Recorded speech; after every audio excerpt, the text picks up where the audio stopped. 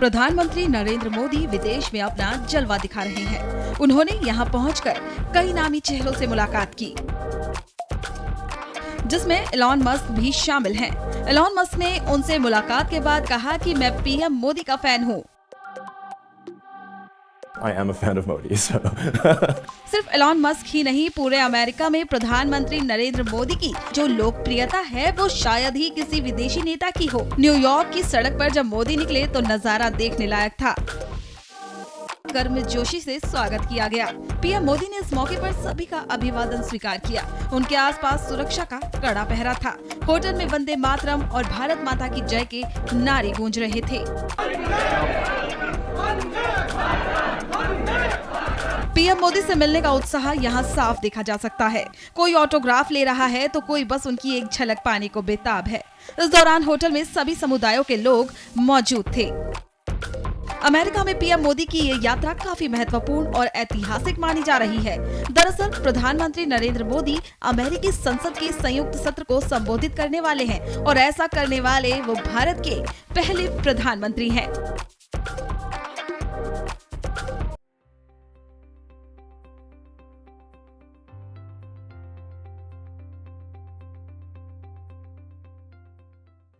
तो अब अमेरिका को ये लग रहा है कि ये फ्री वर्ल्ड का अगर स्पेस कम होता चला गया और चाइना और रशिया जिस तरीके से वो क्लोज अलाई हो रहे हैं, अगर कहीं इंडिया उस तरफ चला गया पाले के, क्योंकि वेस्ट हमेशा से इंडिया को एंटेगोनाइज करता रहा है, इंडिया के कल्चर को, इंडिया के पॉलिटिकल सिस्टम को, सबको उन्होंने डिमीन किया है, डिराइड किया है। राइट। तो वेस्ट को अब ये बात समझ में आ गई है कि India is the story of millennium. अगले 1000 साल या 100 साल 500 साल इंडिया के होने इसको कोई रोक नहीं सकता।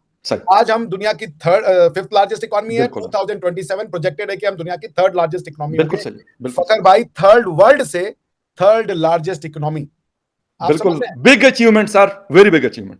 एग्जैक्टली इन्होंने हमें थर्ड वर्ल्ड बनाया। इन्होंने, बल्कि एक समय तो हम सब आप एक ही हैं हम लोग सर। तो 200 साल जब इन्होंने हमारे ऊपर हुकूमत की तो ये रीजन तो सुना है कि बड़ा एक मतलब जिसे कहते हैं कल्चरली देख ले, फाइनेंशियली देख ले। बंगाल की मिसालें सर मेरे ग्रैंडफादर देते थे कि बड़े एक रिच जिसे कहते हैं एरिया हुआ करता था, दुनिया को वो पैसे दिया करता था। तो सर वो तो ये लोग कर गए, लेकिन हमने कुछ लर्न किया है या अभी हम जब पूरा इनसे वो ले लेंगे? हमसे मतलब मेरा ये नहीं है कि कोई पाकिस्तान के प्राइम मिनिस्टर भी ले लेंगे। आई मीन टू से कि मोदी जी जिस तरीके से जा रही है, जिस तरीके से ये रीजन स्ट्रांग हो रहा है, अनफॉर्चुनेटली पाकिस्तान उसमें नीचे है, लेकिन शायद फिर हमारे ऊपर भी असरात आना शुरू हो जाए और बेहतरी आ जाए। लेकिन फिर भी जब सारी पावर शिफ्ट होगी तो हम इनको कहेंगे कि भाई अब आप आराम से बैठ जाओ। आप लोगों ने जो किया उस तरह का आपके साथ बिल्कुल कुछ भी नहीं होगा, अच्छे ताल्लुकात होंगे। एग्जैक्टली देखिए, तो ये बात वेस्ट को रियलाइज हो रही है ना। अब मैं आपको यही बात कहने लगा था कि जिन वेस्ट वालों ने हमें थर्ड वर्ल्ड लिखा, आप उनके ही जो प्रीवियस ट्रैवलर होते थे, हुएनसांग, मार्को पोलो और कितने लोग आए वेस्ट से, जरा उनकी क्रॉनिकल पढ़ ले। उन्होंने कहा कि जब हम इंडिया में आते थे हमें गरीबी नहीं दिखी, हमें वो रिचेस दिखी जो यूरोप में भी वो रिचेस दिखी। सर बिल्कुल एग्जैक्टली। तो और ओईसीडी की रिपोर्ट है फकर भाई की, दुनिया में 2000 साल की उन्होंने इकोनॉमिक जीडीपी की हिस्ट्री निकाली, history of economic GDP of the world. उसमें ओईसीडी ने पाया कि इंडिया और चाइना मिलकर दुनिया में 1500-1600 साल तक, जब तक ये इन्वेजन और ये सब नहीं शुरू हुआ, ये दोनों कंट्री मिलकर 55% ऑफ द वर्ल्ड जीडीपी, यानी पूरी दुनिया अगर 100 रुपए बनाती है तो 55 रुपए चाइना और इंडिया मिलकर बनाते थे। ये बड़ी बात है, बड़ी बात है। तो हमको इन्होंने थर्ड वर्ल्ड बनाया अपनी जी नहीं, और इनकी एरोगेंस देखिए। ये हमें कहते थे कि हमने तुम्हें कॉन्स्टिट्यूशनल गवर्नेंस दी है, हमने इंडिया बनाया है। ये गवर्नेंस देखिए, मतलब इसे कहते हैं कि किसी लड़की को रेप करके और बोलो कि रेप तुम्हारी गलती से हुआ है क्योंकि तुम रोड पे आई हुई। वाह क्या बात है, जबरदस्त। तो इन्होंने पहले हमें लूटा, हमें इन्होंने बर्बाद किया, हमारे कल्चर को डिस्ट्रॉय करने को की कोशिश की, हमें हर तरीके से बर्बाद किया।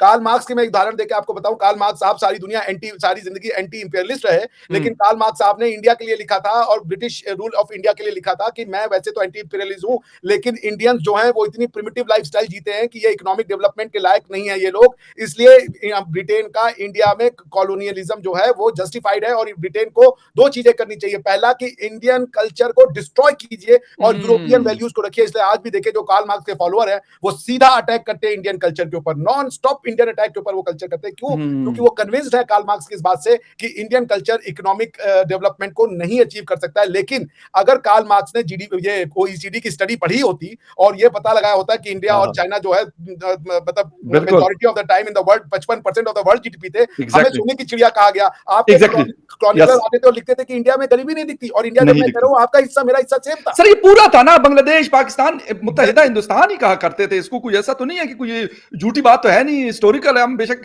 इसको जो मर्जी इसको मतलब चाड़ पे चाड़ करके कर दे, लेकिन हिस्ट्री को तो मैं चेंज नहीं कर सकता कि मैं कहूं नहीं नहीं नहीं ऐसा तो नहीं था। अभी 1947 तो ऐसा लगता है कल वाली बात है ना, 75 साल या 76 साल तो तारीखों में कुछ भी नहीं होते। एग्जैक्टली पहुंचे हुए हैं। और ये कहा जा रहा है कि मैं देख रहा था बहुत सारे थिंक टैंक्स की रिपोर्ट्स पढ़ रहा था, बहुत सारा मीडिया देख रहा था कि ये कहा जा रहा था कि ये जो नरेंद्र मोदी का विजिट है ये इंडिया और अमेरिका के जो ताल्लुकात हैं उनको नई बुलंदियों पे लेके जाएगा।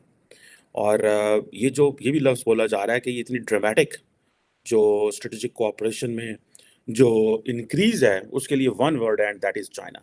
This is what I was reading. तो एक जगह पे लिखा हुआ था। But any how the most important meeting जो प्राइम मिनिस्टर मोदी की हुई है that is of meeting the Tesla owner, जिसने कहा कि मैं तो मोदी साहब का फ़ैन हूँ। और वो जो उनकी गाड़ी है electric vehicle Tesla, Elon Musk साहब ने कहा कि वो बहुत जल्द इंडिया के अंदर इन्वेस्टमेंट करेंगे। और इंडिया की जो मार्केट है वो बड़ी फास्ट ग्रोइंग है। मैंने कल देखा जनाब कि अगर आप सिर्फ छोड़ें बाकी चीज़ें, आप सिर्फ देखें ट्विटर हैंडल देखें कि पीएम मोदी जो हैं वो किस तरह लाइन में लग के जनाब बहुत बड़े बड़े बड़े थिंक टैंक्स के जो हेड्स हैं वो सारे बैठ के वहाँ पे मोदी साहब को मिलने आए हुए हैं। और ये वो थिंक टैंक्स के हेड हैं कि जिनको पाकिस्तानियों ने अमूमन मिलना हो तो एक आधा एक वक्त पे मिलता है, ठीक है जनाब। लेकिन अगर आप देखें तो सारे के सारे लाइन में लग के आए हुए हैं because things have changed a lot. बड़ा इंटरेस्टिंग टाइम्स है। अगर आप देखें एलॉन मस्क जो है उसने कहा है कि इंडिया के अंदर बहुत सारे इन्वेस्टर्स सारी बात है प्राइम मिनिस्टर मोदी से मिलते हैं, लेकिन एलॉन मस्क जो है he has a global significance. उसकी वजह ये है कि रिसेंटली आपको याद होगा कि एलॉन मस्क जो है वो चाइना भी गए हुए थे, I think if I am not wrong, वो फ्रांस भी गए हुए थे। और अमेरिका में जहाँ पे प्राइम मिनिस्टर मोदी बाकी लोगों को मिले हैं इनको भी मिले हैं। लेकिन वो जो बात कर रहे हैं कि वो कह रहे हैं कि हम बहुत जल्द एक तो टेस्ला ले जाएंगे। और मस्क के अलावा तकरीबन और भी कोई 20 एक बिजनेस लीडर्स जो हैं। आप देखें ना नरेंद्र मोदी की प्रोफाइल और इंडिया की प्रोफाइल इतना ऊपर आ गई है कि सारे के सारे यार बिजनेसमैन मिलना चाहते हैं। जब उनको पता है हमारी सरकार के 2 डिफेंस के जो लोग हैं नेशनल सिक्योरिटी एडवाइजर और डिफेंस सेक्रेटरी विजिट से आने से पहले दुनिया रीड कर रही होती है, फोरकास्ट कर रही होती है कि ये किस तरफ चीज़ें जा रही हैं। तो मेरा ख्याल है कि दुनिया को पता चल गया कि there is one word and that is India. और उसमें आप देखें कि वो कहाँ पे जा रहे हैं और वो सारी की सारी अब ये इसलिए इन्वेस्टर्स जाएंगे। अब ये जो इंडिया की मार्केट बहुत बड़ी है। इंडिया टेस्ला का ये था कि वो टैरिफ्स कम मांग रहा था और वो कह रहा था कि ये हमें टैरिफ कम करें, इंपोर्ट करनी होती है ये वो। और इंडिया जो था उसका सेंट्रल थीम ये था कि आप हमारे डोमेस्टिकली प्रोड्यूस करें। और अभी कोई नेगोशिएशन मेरा ख्याल है कहीं ना कहीं पे कंप्लीट हो गई हैं, तभी तो मोदी साहब मिले हैं जो बिहाइंड द सीन चीज़ें चली हैं। और ये कहा चाहे पिछले साल अगर आपको पिछले महीने मई में ये बात चली थी कि भारत जो है और टेस्ला जो है वो कहीं ना कहीं इस बात पे एग्री हो गए हैं कि जो मैन्युफैक्चरिंग है वो इंडिया में होगी।